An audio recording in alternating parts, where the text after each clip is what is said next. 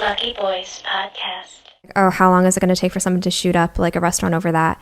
And literally the next day they did. What? Like a woman literally shot up McDonald's because they wouldn't like, I'm not sure exactly, but I don't know the details. I should have probably. Psychopath. Yeah. Like she went into her car, like after she was turned away, went into her car, grabbed her gun and like shot up the place.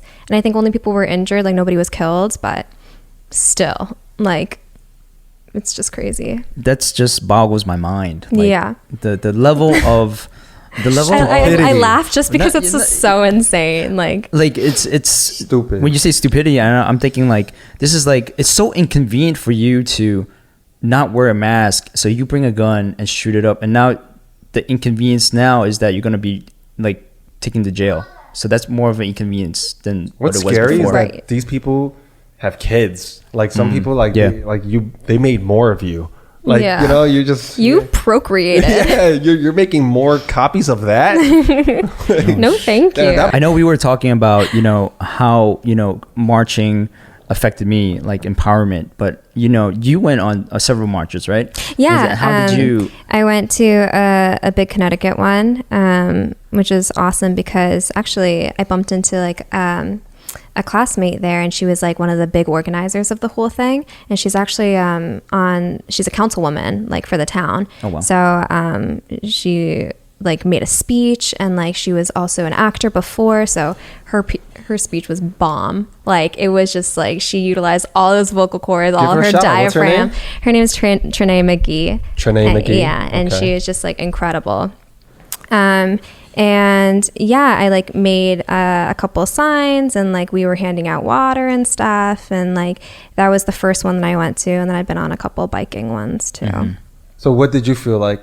And those were your first marches? Or? No, I've always done like environmental marches and like women's rights marches, and like when the Black Lives Matter movement was happening initially a few years ago, I like marched for that too. So yeah. Do you think it'll get better? I do. Women's rights, God, equality. I hope so. I keep watching like board. Handmaid's Tale, and I'm like, what if we just go the opposite shit. direction? That's so scary. And like now we like have this like TV show as a model of like What's the what TV it show could called? be. It's called Handmaid's Tale. Is that on And Netflix or it's on Hulu? on Hulu? Okay. Yeah. Handmaid's Tale. Okay. Yeah, it's like intense. It's this dystopian society, and like Where we go backwards. where we basically go backwards, and it's like very like just religious, and all these women like they can't have babies anymore, and only like a select group can, so they're basically made into these like slaves, like these like baby making slaves. So the powerful take this specific group of women who can procreate and take them and then make them handmaidens to the rich. So the rich are procreating with these select group of women. And they have this like mating ceremony. I don't want to give it away since you haven't watched it, but it's absolutely insane. How many where seasons? Everybody participates. Like even the wife who is not having sex is there. What? Yeah. Wow. And does this take like 100 years, or like is this like 2021? It's so scary. It's so Like, scary. what's the setting of it? Is it 2021 or is it like it's only like a few years into the future, It's a near right? future. Like Near it's- future. Yeah. All right, so Because it's not like they have like 2020 insane technology there. Because the way things are going now, I had this exact argument with a couple of my friends, and they go, "Will, I don't think," their argument to me is it's not going to get better. Really? They think all of this is going to make everything go backwards. I really hope not. and, I'm trying to stay like, they would never optimistic come on a about it. podcast. Yo, I because disagree just with not that. type, but You know why I disagree I with that? disagreed with that too. Yeah, but I'll give you my 2 cents of why I disagree with that. Because if they're saying what they're saying, and what they really believe is that all these things that are happening, the protests and everything, has no benefit or won't progress anything. Not that it has no benefits. They didn't say that. When I was speaking to them, they love it. They stand for it. They're eye to eye with us on this. They get it. However, they think that it's only going to, if we go to war with them. Like you're like everyone's in. Because I know Trump supporters, and they're so afraid of going on camera. We had a couple of people on a podcast told us they're Trump supporters, major Trump supporters. Our previous guests, yeah. Yeah. See that reaction right there? You see that reaction? Ew. That's what I'm... But some people will take that reaction. I've been surrounded by a lot of Trump supporters lately, and like... Yeah, you have a unique perspective on that. But continue with your...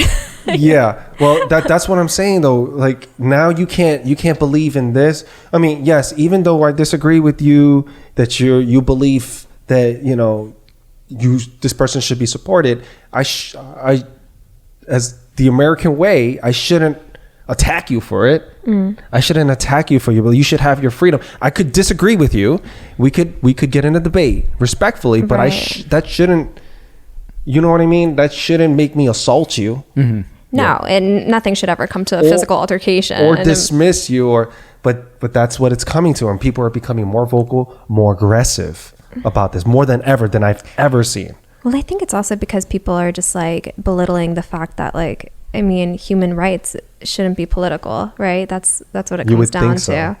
And like the fact that it is, and it's coming to that, is just like, no, I just want to be equal to you. Like, that shouldn't be up for debate. That shouldn't be like, oh, we're just like sitting in our suits and we're like discussing my life over like, a fancy dinner. Yeah, exactly. What was your point? Yeah, so my point was like, what everything that your friends have said.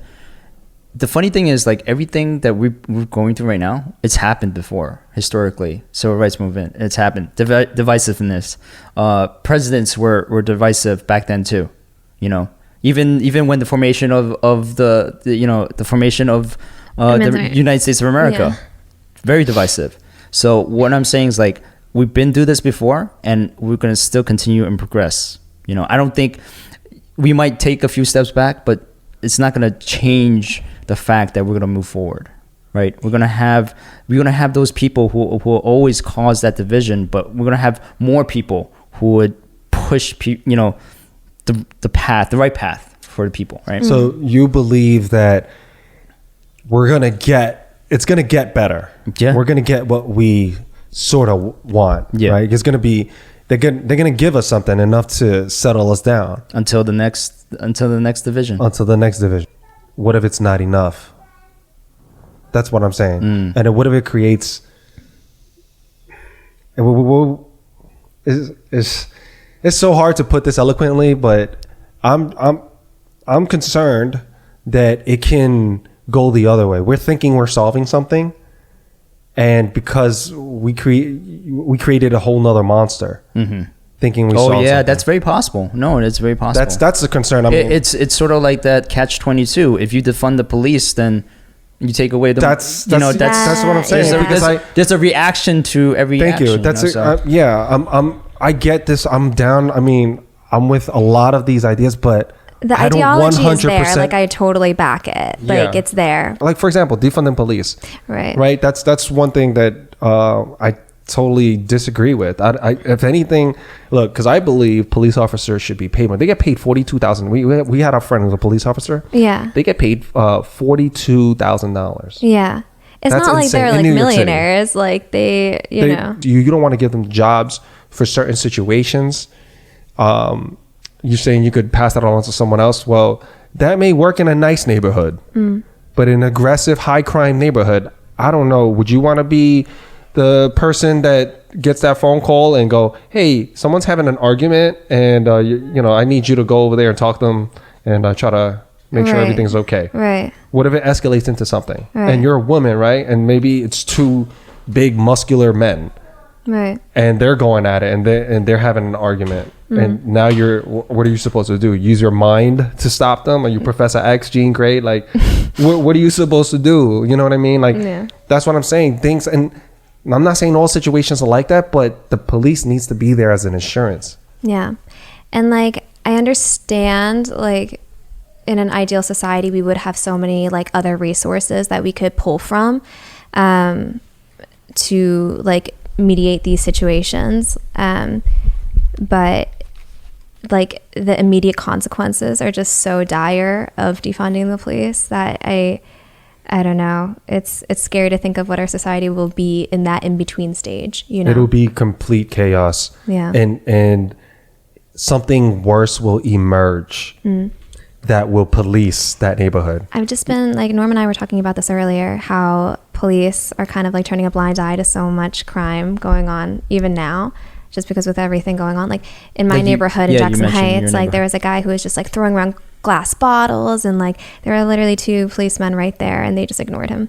Like he was like violently like throwing, and just like anybody could have gotten hit. If I'm a police officer and I'm going, I might go, is it worth the risk right now? Right. You know, people especially are gonna, in the like what's happening right now, where you're not even going to be appreciated for what you're doing. Right. You know, yin and yang. You're gonna have some bad apples. Yeah. And you need the police to make some of these people think twice. Yeah. You need that. And if you say defund the police, then who's gonna watch? Who's supposed to? You know, you're gonna create a local militia. Because that's going to be worse. People new to power. New power is so much worse. Not good. They don't know. They're going to get drunk off their own shit. Yeah. You're going to get a whole new set of problems. Well, that's the thing, though, is that like you can't just defund the police. You have to. It's the Wild West. You have to put that money into other things that will help these situations. Yeah. And like, it's going to take a lot of work. So I have some sources on my end. So the people who are, you know, when we're seeing like the increase in crime rate and everything like that, it's not really anything new. Like the police know who the bad apples are. They know the gangs. They know the players who are causing these robberies and stuff like that. They already know. Oh yeah. It's just that when I was these speaking people to May, probably have priors. Yeah. So when I'm speaking to May, I'm saying like they're probably just looking the other way. They're not focused on this because of, you know, okay, you wanted to fund the police. Okay, well, we don't have happens. We don't want, we see what happens. We won't focus on the things that really matter to you guys, you know, to your community. They'll just do enough. Exactly. There's no above and beyond, because they know they know who the criminals are. It's the same people who are causing. It's the same actors. So they can just go after them, and that's it. I mean, with the whole thing with like getting rid of the anti-crime, you know, task force. Mm-hmm. You know, did the people really want that? You know, the communities really want that. It's funny because when they got rid of the anti-crime task force, the community came out and said, well, why'd you disband this? You know, this group of, you know, officers, because they were actually helping the community and reducing crime. So it's so weird to me, man.